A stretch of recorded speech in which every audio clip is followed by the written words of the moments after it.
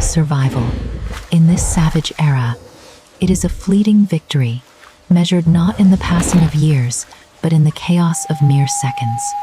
The toxin's advance had stalled, yet the young one remained balanced precariously on the razor-sharp knife edge of life. Then, the first tremor, a subtle vibration, a low warning that the brief moment of exhausted peace was already over.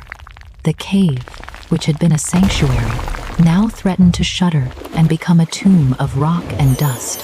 His own searing pain was instantly forgotten, eclipsed by the primal, overwhelming instinct to protect the small life he held. The sky screamed its warning first, as thousands of winged creatures fled in a panicked cloud, a terror yet unseen. Then came the larger heralds, the pteranodons, fleeing the distant mountain in a chaotic wave, fleeing the end of all things. He saw the airborne chaos, but then he smelled it. The air itself tasted bitter, thick with ash and fire. Pain was a temporary distraction. To truly understand this new threat, he required a higher vantage point, and from that peak, he finally saw it. A looming, geological horror far beyond any beast he had ever faced. The great mountain, once a silent, immovable giant on the horizon, was now visibly awakening. And it was utterly furious. With a deafening roar, the world tore itself open, unleashing the planet's core rage in a colossal column of fire and suffocating death. The shockwave hit like an invisible, continental fist, a blast of pure, raw, deafening power that ripped the air apart. The planet itself, their very foundation, had turned against them. This was no longer a fight for territory. This was a desperate exodus. The inferno immediately began its feast, consuming the ancient, wet jungle in blistering seconds. There was no time for careful descent, no time for caution. Only a desperate, blind leap into the chaos of the unknown below. He landed hard, absorbing the shock, ignoring the searing pain in his wounded shoulder, and immediately began to run. The king of this island, the apex predator, was reduced in an instant to a mere fugitive, fleeing for his very life. Death followed terrifyingly close behind, exploding just steps where he had been moments before.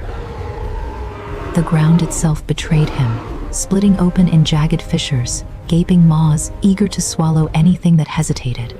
He rose, battered, bleeding, and covered in mud, but his ferocious will to survive, it remained utterly unbroken. He burst onto the open plains, joining a terrifying, thunderous stampede of life, all creatures fleeing inevitable oblivion.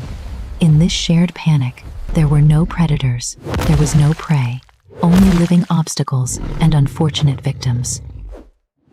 In the face of total annihilation, all creatures are rendered equal, the hunter and the hunted, now running side by side, united in fear. Blinded by absolute terror, one of the great armored beasts turned its panic sideways, directly against the king. The impact was blinding, a crushing blow that struck his already wounded shoulder with agonizing, white-hot force. But the pain only fueled his rage.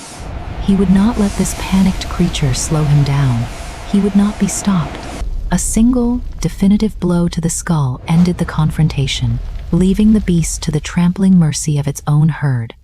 He finally broke free from the stampede, only to look back and see the true enemy, the rolling cloud, rapidly gaining on him.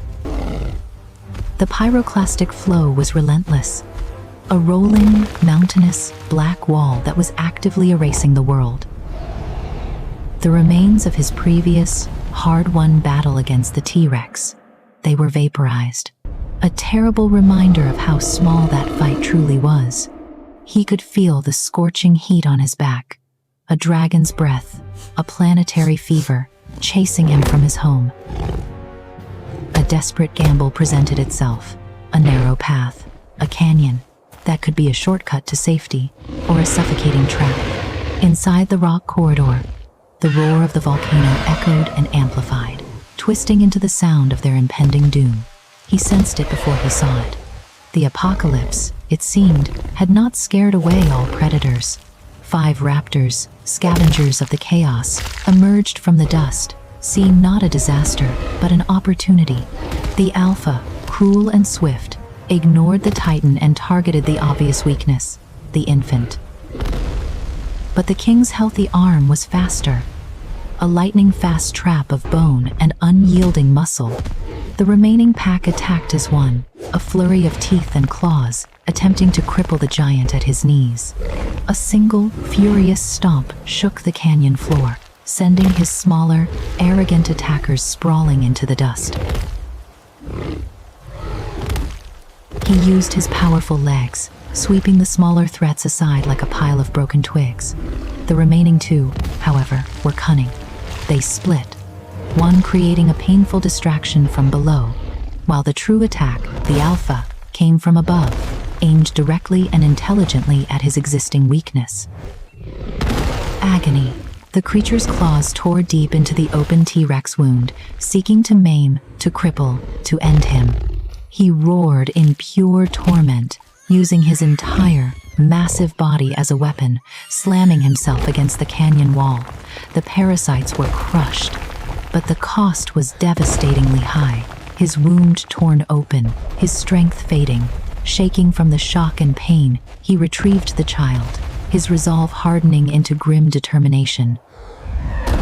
The canyon groaned, protesting the planet's torment. This temporary shelter was about to collapse.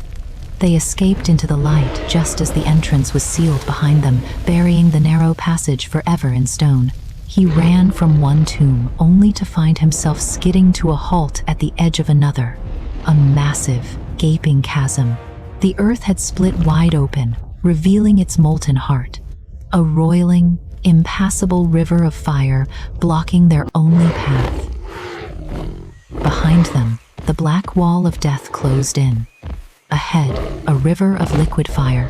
They were trapped between cremation and immolation. There was no choice. There was no strategy. There was only the impossible. He gathered what little strength remained in his battered body, backing up, preparing for one final, desperate, defiant act.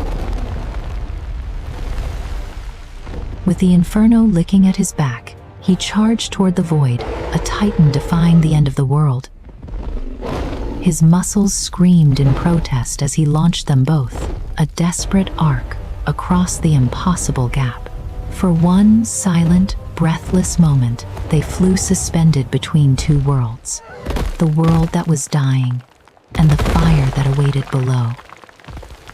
He shielded the young one, turning his body to take the brunt of the blistering convection oven heat.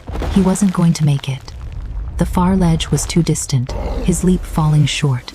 They slammed violently into the sheer cliff face, the impact stealing his breath and shattering the rock.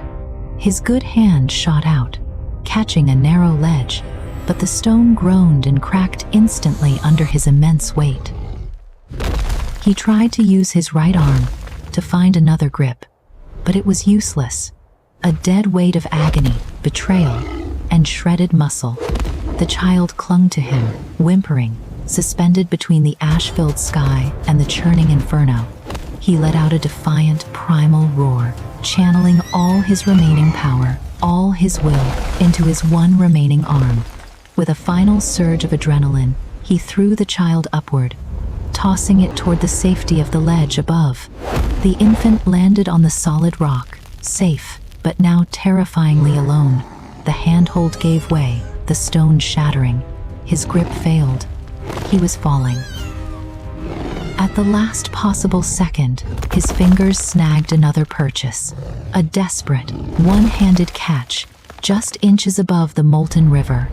The child watched from above, helpless, as its protector dangled precariously over the glowing abyss. Exhausted, bleeding from a dozen wounds, and with only one functional arm, he fought against the pull of gravity and his own broken body. The world they had fled from, the entire jungle, was now completely gone, swallowed by the cataclysm, erased. The river of fire, fed by the collapsing continent, began to rise, hungry, closing the gap. He looked down at the rising tide of death, then looked up at the small, trembling life he had saved. He had saved the child. He had, impossibly, beaten the inferno. But the fall, he knew, was just beginning.